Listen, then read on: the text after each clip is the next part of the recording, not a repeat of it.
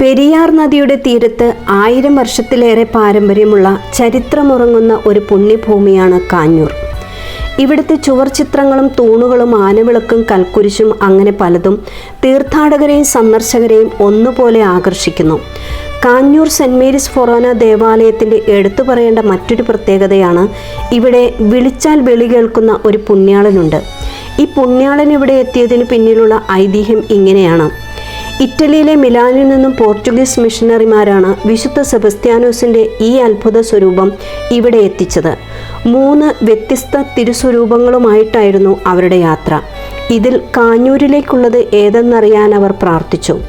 ആ സമയം അതിലൊരു രൂപം കാഞ്ഞൂർ ദിശയിലേക്ക് തനിയെ തിരിഞ്ഞുവെന്നും അങ്ങനെ ആ രൂപം അവർ അവിടെ പ്രതിഷ്ഠിക്കുകയും മറ്റൊന്ന് അർത്തുങ്കൽ പള്ളിയിലും മൂന്നാമത്തേത് അതിരമ്പുഴ പള്ളിയിലും സ്ഥാപിക്കപ്പെട്ടു.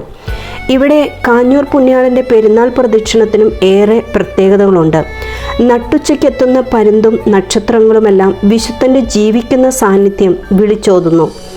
പൊൻകുരിശുകൾ, മുത്തുക്കുടകൾ, വാദ്യമേളക്കാർ, നാനാജാതി മതസ്ഥരും വിശ്വാസികളും പങ്കെടുക്കുന്ന പ്രദക്ഷിണത്തിൽ വിശുദ്ധൻ്റെ രൂപമിറങ്ങുന്ന 12 മണി മുതൽ തിരിച്ചു കയറുന്ന 3 മണി വരെ ആകാശത്ത് 4 പരുന്തുകൾ വട്ടമിട്ട് പറക്കുകയും നക്ഷത്രങ്ങൾ തെളിയുകയും ചെയ്യുന്നു. 1 മാസം നീണ്ടു നിൽക്കുന്ന പെരുന്നാളിൽ ജനുവരി 20-ാം തീയതിയാണ് ഈ അത്ഭുത കാഴ്ച സംഭവിക്കുന്നത്. വിളിച്ചാൽ വിളി കേൾക്കുന്ന സഹദ നമ്മുടെയും വിളി കേൾക്കുമാറാകട്ടെ. ആമേൻ.